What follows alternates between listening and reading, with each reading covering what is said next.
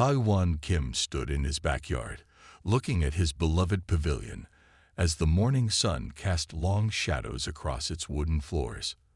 The structure was beautiful, a perfect blend of Earth's traditional Korean architecture and modern alien building techniques.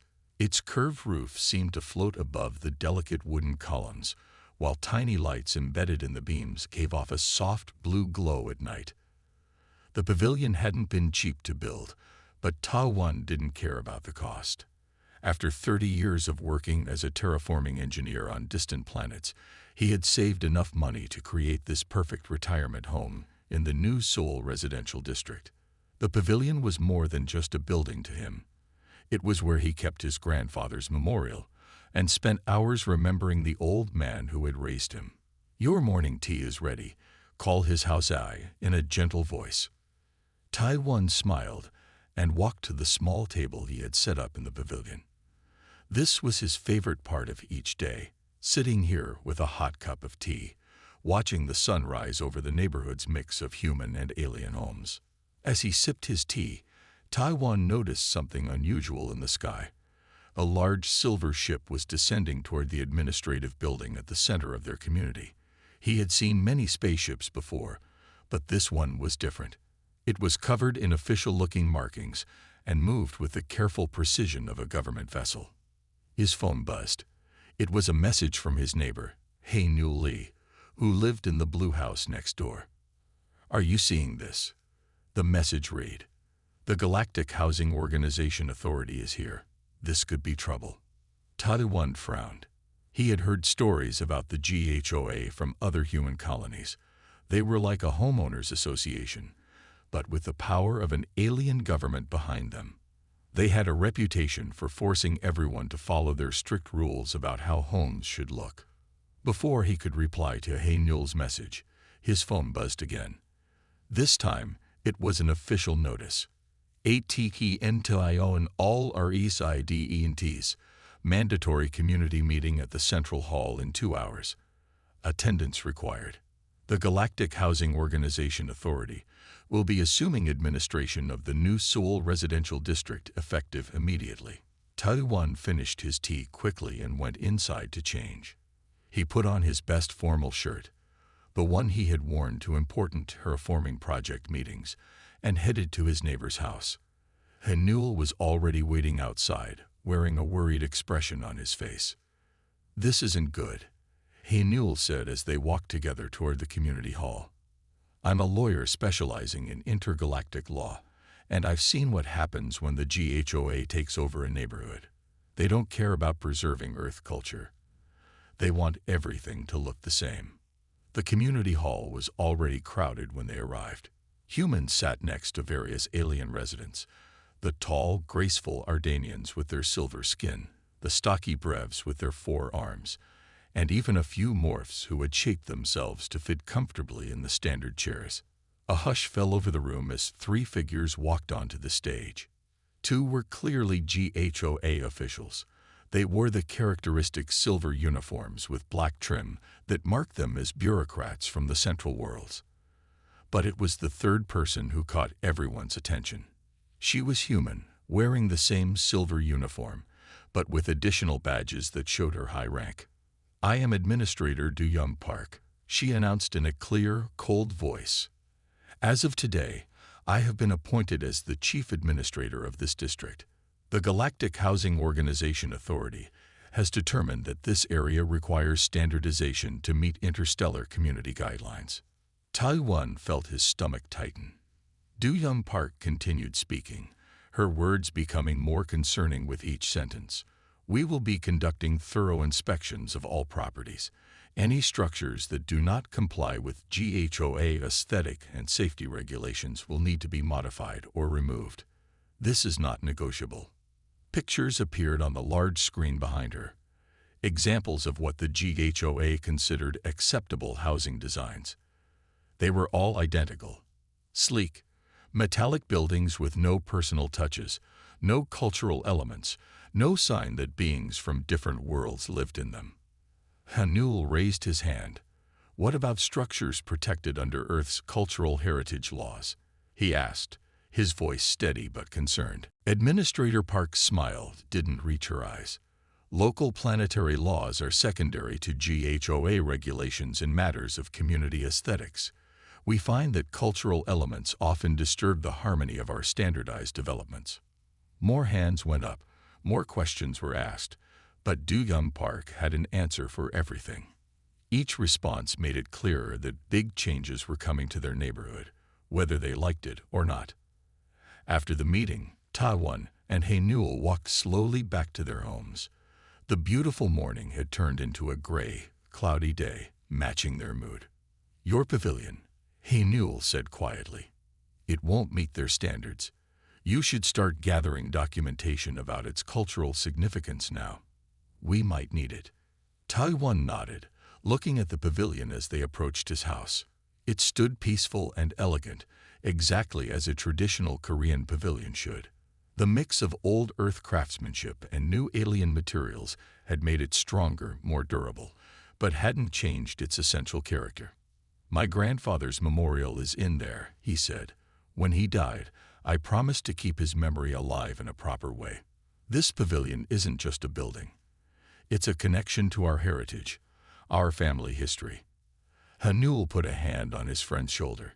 "I know, and I'll help you protect it. I've dealt with the HOA before in other systems. They're powerful, but they're not invincible. They make mistakes, and when they do, we can use those mistakes against them." Over the next few days, Taiwan watched as silver-uniformed inspectors moved through the neighborhood. They carried sophisticated scanning devices and took endless readings and measurements. Whenever they found something they didn't like, they marked it with a small red hologram that floated in the air. He wasn't surprised when they finally reached his property. 3 inspectors, led by Administrator Park herself, walked around his pavilion. Their scanners hummed and beeped, and their faces showed increasing disapproval. "This structure," Duyum Park said, looking at Taiwan as if he had personally offended her, "violates 17 different HOA guidelines. The materials are non-standard.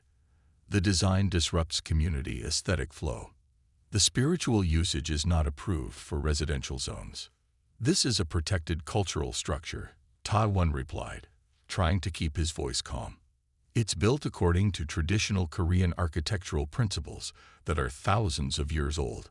The alien materials were approved by Earth's Heritage Board, specifically for this purpose." Duyum Park made a small gesture, and one of her assistants placed a red hologram in the center of the pavilion. It slowly expanded until it covered the entire structure. "You have 30 Earth days to remove it," she said. "After that, if you haven't complied, we will remove it for you. The cost will be added to your community fees." As the inspection team walked away, Hainul came running over. He had been watching from his window and had recorded everything on his legal documentation device. "Don't worry," he said, showing Taiwan some data on his tablet. "They made several procedural mistakes just now. They didn't scan for Heritage Board approval marks.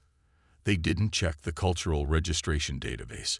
And most importantly, they didn't file a proper cultural impact assessment before issuing the removal notice." Taiwan looked at his friend. "What does all that mean?" Hanul smiled for the first time since the HOA had arrived. "It means we have a chance to fight this. But we need to be careful and document everything.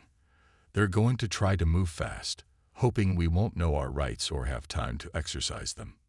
That evening, Taiwan sat in his pavilion, looking at his grandfather's memorial. The old man's picture smiled back at him, surrounded by the traditional items that showed respect for ancestors.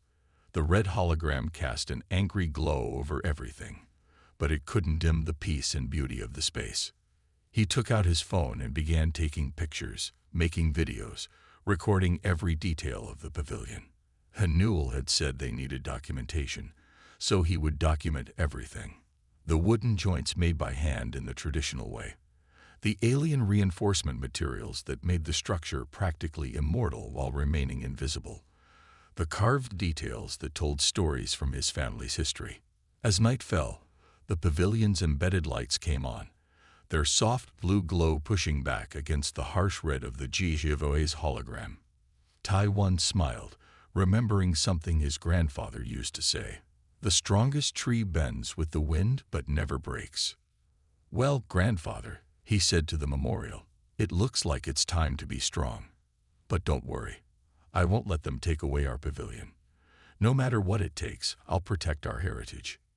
He didn't know it yet, but this was just the beginning of a battle that would change not just his own future, but the future of human cultural rights throughout the galaxy. The HOA thought they were dealing with a simple retired engineer who would quietly obey their rules. They were about to learn just how wrong they were. The next few weeks were hard for everyone in the new Seoul residential district. The HOA inspectors worked quickly, marking more and more homes with red holograms. Some residents gave up and made the required changes. Others tried to fight but didn't know how. Taiwan watched as his neighbors lost pieces of their culture, one house at a time. Newell spent every evening at Taiwan's pavilion, helping him gather evidence. They took detailed scans of every beam and tile. They recorded the story of how each piece was made. They even invited a cultural preservation expert to officially document the building's historical value. Look at this, Newell said one evening, showing Taiwan his tablet. 3 other human colonies have lost important cultural buildings to the HOA in the past month alone. A temple in New Beijing, a Spanish mission in Nova Madrid, even a replica of the Taj Mahal in New India colony. Taiwan poured more tea for both of them. The pavilion's soft blue lights made peaceful patterns on the wooden floor. What happened to those buildings? He asked, though he was afraid he already knew the answer. The HOA destroyed them all. Newell said sadly. They waited until the owners were away, then brought in their demolition teams. By the time anyone could do anything, it was too late. That night, Taiwan couldn't sleep. He kept thinking about all the work his grandfather had put into designing this pavilion. The old man had drawn the plans by hand, combining ancient wisdom with modern needs. He had died before seeing it built, but Taiwan had followed those plans exactly. The next morning, Taiwan received a message from a terraforming company he used to work for. They needed his help with an emergency on a colony world.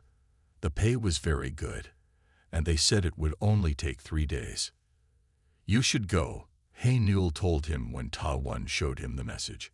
I'll watch your house.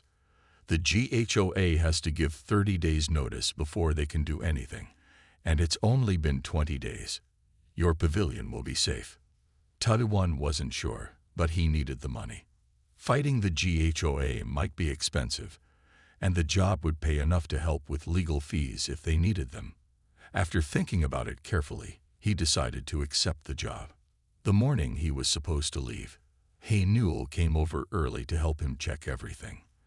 They made sure all their documentation was safely stored in multiple places. They checked that all the security cameras were working. Taiwan even put up signs stating that the pavilion was protected under Earth cultural heritage laws. Don't worry, Newell said as Taiwan prepared to leave. I'll check on everything 3 times a day. Nothing will happen to your pavilion while you're gone. The work on the colony world was harder than Taiwan expected. The terraforming machines weren't working right, and fixing them took all his attention. He tried to call home several times, but the planet's magnetic storms made communication difficult. Finally, on the 3rd day, he fixed the last machine.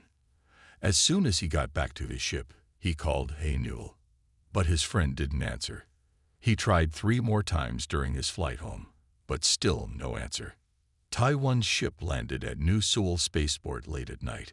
He took a fast transport home, feeling more worried with each passing minute. As his house came into view, everything looked normal at first. But something was wrong. The soft blue glow of the pavilion's lights was missing. He ran to his backyard and stopped in shock. Where his beautiful pavilion had stood, there was nothing but a flat, empty space. Pieces of broken wood and twisted metal lay in a heap nearby. His grandfather's memorial was nowhere to be seen. Taiwan, Newell came running from his house. His friend looked terrible, like he hadn't slept in days.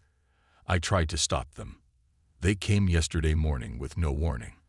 They said they had changed the 30-day notice because of community safety concerns. Taiwan walked slowly to where his pavilion had been. The ground had been smoothed over, as if the building had never existed. Only a few small pieces of wood showed what had happened. Administrator Park led the demolition team herself. Hae-Newell said, his voice shaking with anger. I showed them all the legal documents, the heritage protection certificates, everything. She said they were no longer valid under HOA rules. My grandfather's memorial, Taiwan said quietly. Did they save it? Hae-Newell looked down at the ground. They said they were careful, but... He walked to the pile of debris and picked up something wrapped in his jacket. It was the memorial tablet, cracked down the middle. Taiwan took the broken tablet in his hands. The crack ran right through his grandfather's name. Tears fell from his eyes onto the broken stone, but he didn't make a sound. He just stood there, holding the pieces of his family's heritage. I recorded everything, Hae-Newell said after a while. Every moment. From when they arrived until they left. They broke so many laws, Taiwan. This isn't just about a building anymore. This is about protecting everyone's right to keep their culture alive. Taiwan carefully wrapped the broken memorial tablet back in Hae-Newell's jacket. When he looked up, his eyes were different. The sadness was still there, but now, there was something else too. Something stronger. My grandfather used to say that sometimes you have to lose everything to find your true strength, he said. The HOA thinks they can just destroy our culture and we'll accept it. They're wrong. Hae-Newell nodded. I've already started preparing the legal documents, but we'll need help. There's a cultural preservation specialist named Jia Song who's won cases against the HOA before. I can try to contact her. That night, Taiwan couldn't sleep in his house. He set up a small chair where the pavilion had been and sat there until morning. He watched the sun rise over the empty space, remembering all the morning teas he had enjoyed there. As the neighborhood woke up, other residents came to see what had happened. Many brought food or offered help. Even some of the alien residents came, shocked by the HOA's actions. An elderly Ardanian approached Taiwan, its silver skin glowing in the morning light. We left our homeworld because the central authority tried to make everyone the same. It said in its musical voice, "We will help you fight this. Cultural diversity makes the galaxy stronger, not weaker." Administrator Park drove past in her official vehicle, slowing down to look at the group gathered in Taiwan's yard. She probably expected to see him defeated, accepting that the HOA's rules had won. Instead, she saw Taiwan standing with his neighbors, human and alien, all of them united against what she had done. For just a moment, her confident smile faltered. Document everything, Hae-Newell told the gathered neighbors. Every change they force you to make, every threat they give, every rule they break. What happened here isn't the end. It's the beginning. Taiwan picked up a small piece of wood from his pavilion, one of the few pieces that hadn't been completely destroyed. It was part of a beam his grandfather had designed, where traditional Korean woodworking met alien strengthening techniques. They think destroying the pavilion will make us give up, he said, putting the piece of wood carefully in his pocket. But they don't understand. Every piece they broke, every law they ignored, every bit of culture they tried to erase, it all becomes part of our case against them. As his neighbors went back to their homes, Taiwan and Hae-Newell sat down to plan their next steps. They had evidence. They had witnesses. Most importantly, they had something the HOA didn't expect.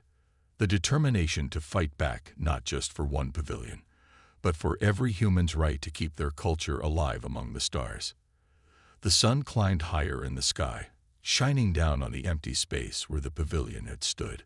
But instead of seeing what was lost, Taiwan began to imagine what would be built in its place.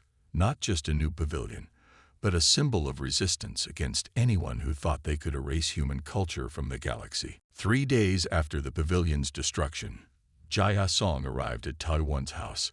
She was shorter than Taiwan expected, but her eyes were sharp and focused.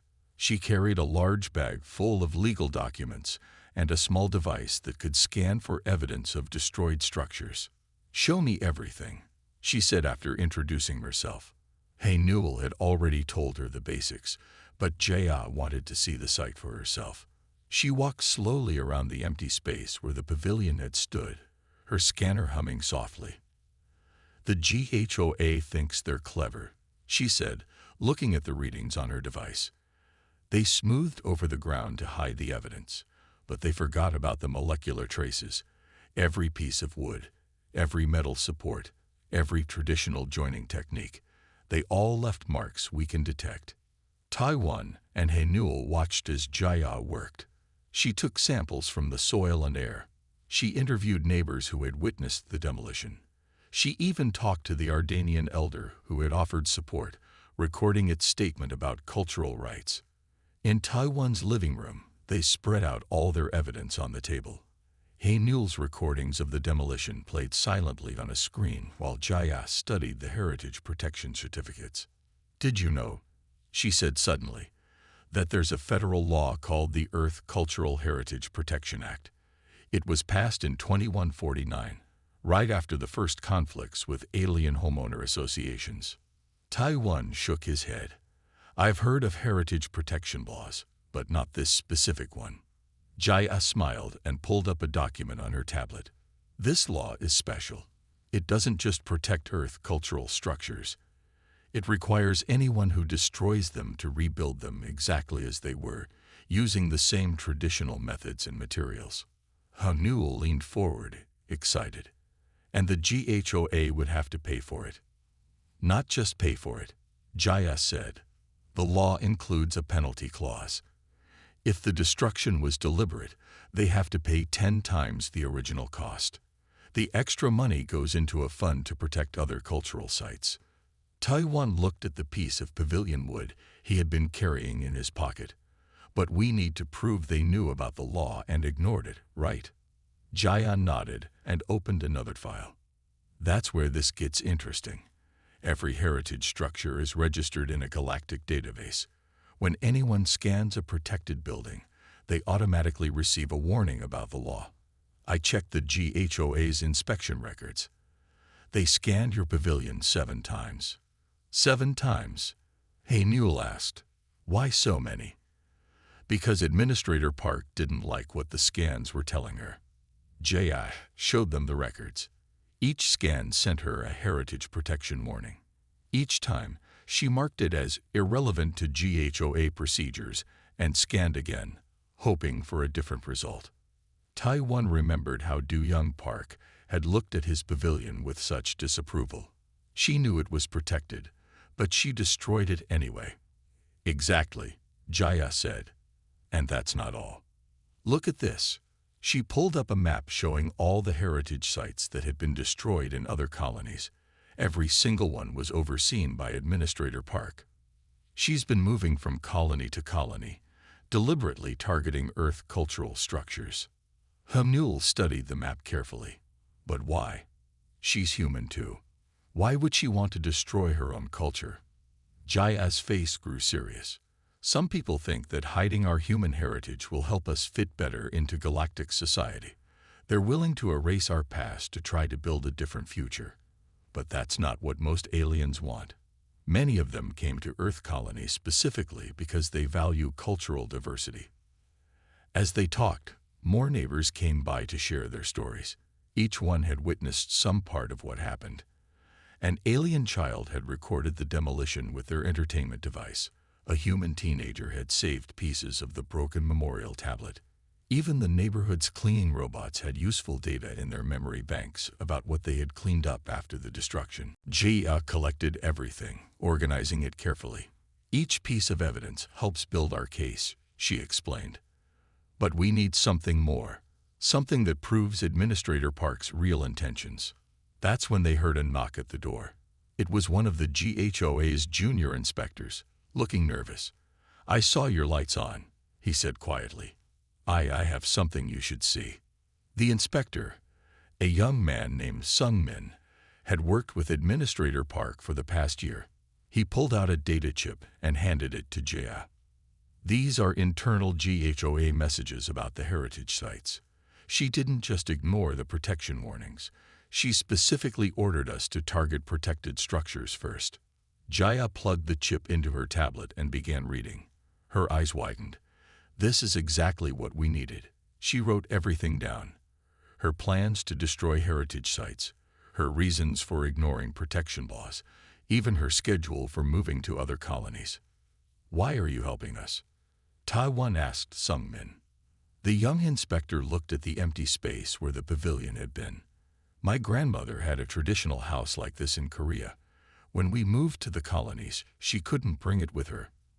These heritage sites, they're all we have left of our history. I can't be part of destroying them anymore. Jaya worked through the night, putting all the evidence together. She built a timeline showing every law the HOA had broken. She created a three-dimensional model of the pavilion using the scanner data, showing exactly how it had been built and how it had been destroyed. In the morning, Hae-Newell brought breakfast for everyone. They sat in Taiwan's garden, eating and planning their next steps. The sun rose over the empty space where the pavilion had been, but now that space didn't feel so empty anymore. It was filled with hope. The law is on our side, Jaya explained as they ate. The Earth Cultural Heritage Protection Act is very clear. They have to rebuild the pavilion exactly as it was. Every beam, every tile, every traditional detail must be the same. But what about my grandfather's memorial? Taiwan asked, touching the wrapped pieces of the broken tablet. Jaya's expression softened. The law covers that too. Religious and memorial items are specially protected. The HOA will have to commission a master craftsman to recreate it, using traditional methods. As they talked, more neighbors gathered in the garden. Word had spread about their discovery of the law. Other residents who had been forced to change their homes began asking questions about their rights. This isn't just about one pavilion anymore, Hae-Newell said, looking at all the people gathering to help. This is about protecting every piece of human culture in the colonies. If we win this case, it will set a precedent for every other heritage site. Jaya nodded. That's why Administrator Park fought so hard to destroy these sites. She knew that if anyone successfully defended their cultural rights, her whole system would fall apart. Taiwan looked at the piece of pavilion wood he had been carrying. In the morning light, he could see how the traditional joinery worked with the alien reinforcement material. It was a perfect symbol of how human culture could adapt and grow stronger without being erased. My grandfather always said that our traditions aren't just about the past, he told the gathered neighbors. They're about building a bridge between where we came from and where we're going. That's why we brought our culture with us to the stars. Jaya finished organizing the last of the evidence. We're ready to file the case with the Interstellar Cultural Rights Tribunal, she announced. They'll have to hold an emergency hearing because heritage sites are involved. How long will it take? Someone asked. The hearing will be in 3 days, Jaya said. And based on all this evidence, I don't see how we can lose. The HOA broke too many laws, left too many traces. Administrator Park's own records prove she knew what she was doing. As their neighbors left to spread the news, Taiwan, Hae-Newell, and Jia sat down to prepare for the hearing. They had the law on their side. They had evidence of the HOA's deliberate destruction. Most importantly, they had the support of an entire community, humans and aliens together, who understood that preserving culture made the galaxy richer, not poorer. 3 days, Taiwan said, looking at the empty space that would soon hold his pavilion again. My grandfather would say that's just enough time to gather our strength for the real fight. Jaya smiled. The HOA thinks they won when they destroyed your pavilion. They don't realize they just gave us exactly what we needed to stop them from destroying anyone else's heritage. Sometimes the biggest victories come from what looks like a complete loss. The morning sun climbed higher, casting no shadows where the pavilion had stood. But soon, Taiwan knew those shadows would return. And when they did, they would tell a story not just about one man's fight to protect his heritage, but about every human's right to carry their culture with them to the stars. The Interstellar Cultural Rights Tribunal met in a grand building that looked like a mix of all the galaxy's architectural styles. Taiwan, Hinul, and Jia arrived early on the morning of the hearing. They carried boxes of evidence and wore their most formal clothes. Administrator Park was already there with her GHOA legal team. They sat on one side of the large room, surrounded by stacks of documents. Park looked confident, as if she couldn't imagine losing this case.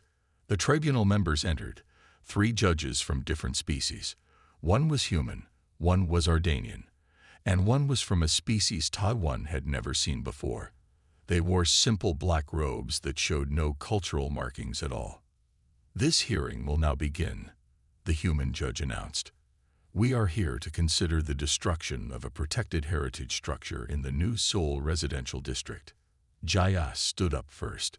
She connected her tablet to the room's display system, and a perfect 3-dimensional image of Taiwan's pavilion appeared in the air above them. The judges leaned forward, studying every detail. This structure, Jaya began, was more than just a building. It was a bridge between Earth's past and humanity's future among the stars. Every beam was crafted using traditional Korean methods. Every joint was strengthened with approved alien technologies. It was a perfect example of how human culture can grow stronger through contact with other civilizations without losing its identity. The images change, showing the pavilion from different angles. Jia explained how each part had been built, how the heritage protection laws applied, and how the GHOA had ignored every warning. Administrator Park's lawyer jumped up. "The GHOA has authority over all housing matters in its assigned districts. Local cultural protection laws don't apply to our regulations." "That would be true," Jaya said calmly, "if we were dealing with local laws. But the Earth Cultural Heritage Protection Act is a federal law, approved by the Galactic Council itself. It specifically states that it overrides all homeowner association regulations." She played Haynul's recordings of the demolition. The judges watched in silence as the GHOA teams tore down the pavilion. When they saw how carelessly they handled the memorial tablet, the Ardanian judge made a sound of disapproval. Then Jaya revealed their secret weapon, Sung Min's data chip. She showed the judges Administrator Park's own messages, proving that she had deliberately targeted heritage sites. "In the past year alone," Jaya said, "Administrator Park has overseen the destruction of 17 protected cultural sites in various Earth colonies. This wasn't about following GHOA regulations. This was a systematic attempt to erase human cultural heritage from the galaxy." The judges talked quietly among themselves. The human judge looked angry. The Ardanian's silver skin had darkened, which Taiwan knew meant strong emotion. Even the unknown species judge was making small movements that suggested disapproval. Administrator Park must have sensed things were going badly. She stood up suddenly. "These heritage sites disrupt community harmony. We're trying to build a unified galactic culture. We can't do that if humans keep clinging to their old ways." The Ardanian judge spoke for the first time. Its musical voice was sharp with anger. "Unity is not uniformity, Administrator Park. The Galactic Council has always recognized that cultural diversity makes us stronger. That is why we have laws protecting heritage sites. More than that," the human judge added, "your own records show that you received and ignored heritage protection warnings 7 times before destroying this pavilion. You broke federal law knowingly and repeatedly." The third judge made a series of complex gestures that a translator converted to words. "We have seen enough. This tribunal will take a brief recess to consider our decision." While they waited, Taiwan sat quietly, holding the piece of pavilion wood in his pocket. Haynul put a reassuring hand on his shoulder. Jia reviewed her notes, though she looked confident. The judges returned faster than anyone expected. The human judge spoke first. "This tribunal finds that the GHOA, under Administrator Park's direction, violated the Earth Cultural Heritage Protection Act willfully and repeatedly. The law is clear about the consequences. The Ardanian judge continued. The GHOA is hereby ordered to rebuild Taiwan Kim's pavilion exactly as it was, using the same traditional methods and materials. Due to the deliberate nature of the violation, they must pay 10 times the original construction cost. Administrator Park stood up to protest, but the third judge's translator cut her off. Furthermore, this tribunal removes Administrator Park from her position immediately. The pattern of heritage site destruction stops today. The human judge wasn't finished. The extra funds will go to the Cultural Heritage Protection Fund. They will be used to rebuild other sites that Administrator Park destroyed. Additionally, the GHOA must create a new position, Cultural Heritage Protection Officer, in every district they oversee. Taiwan could hardly believe what he was hearing. Not only would he get his pavilion back, but the decision would protect other heritage sites too. He looked at Administrator Park, who sat shocked and pale in her chair. One more thing, the Ardanian judge added. Mr. Kim's grandfather's memorial tablet was a protected religious artifact. The GHOA will commission master craftsmen to recreate it using traditional methods. They will also provide space in the new pavilion for a small museum explaining this case, so future generations will know how these rights were protected. After the hearing, Taiwan's neighbors were waiting outside. When they heard the news, they cheered. The Ardanian elder who had supported them glowed with happiness, its silver skin almost blinding in the sunlight. Work on the new pavilion began the very next week. The GHOA sent their best construction teams, now supervised by heritage protection experts. Jia made sure they followed every traditional method exactly. Taiwan watched as each beam was crafted by hand, just as his grandfather had specified. The alien reinforcement materials were added carefully, making the structure even stronger than before. Master craftsmen worked on a new memorial tablet, taking extra care to capture every detail of the original. 1 month later, the new pavilion stood complete. It looked exactly like the old one, but it felt even more special now. It wasn't just Taiwan's family heritage anymore. It was a symbol of victory for human culture throughout the galaxy. The morning the pavilion was finished, Taiwan held a traditional tea ceremony. He invited everyone who had helped. Henul, Jaya, some men, all his neighbors, and even the tribunal judges. The Ardanian elder brought its whole family to learn about Earth customs. As Taiwan served tea in the traditional way, he looked at his grandfather's new memorial tablet, now safely installed in its proper place. The morning sun made patterns through the pavilion's wooden screen doors, just like before. The soft blue lights were ready for the evening. Your grandfather would be proud, Henul said quietly. Not just of the pavilion, but of how you fought to protect what it stands for. Jaya nodded. This case has already changed things. 3 other colonies have contacted me about protecting their heritage sites. The GHOA's new Cultural Heritage Protection Officers are actually helping communities preserve their traditions now. Taiwan took out the piece of wood he had saved from the old pavilion. He had turned it into a small plaque, mounted near the entrance. Under it, a sign told the story of how this pavilion was destroyed and rebuilt. It ended with his grandfather's favorite saying, "The strongest tree bends with the wind but never breaks." That evening, after everyone had gone home, Taiwan sat alone in his pavilion. The soft blue lights glowed gently, and the stars were coming out. He poured one last cup of tea and placed it before his grandfather's memorial. "We didn't just save your pavilion, grandfather," he said softly. "We made sure that no one can take away our heritage again. In trying to destroy this place, they made it even more important. Now it will stand as long as humans travel among the stars, reminding everyone that our culture grows stronger when we fight to protect it." The pavilion stood peaceful in the gathering darkness, its lights glowing like a beacon. In homes across the New Seoul residential district, other families were adding traditional touches back to their houses, no longer afraid of GHOA regulations. And somewhere out in the galaxy, other communities were learning about this case, discovering that they too had the right to keep their culture alive among the stars. Taiwan smiled as he finished his tea. The pavilion wasn't just a building anymore. It was proof that even in the far future, among alien stars, humanity's heritage would survive and thrive. All it took was the courage to fight for it, and the wisdom to know that protecting our past makes our future richer.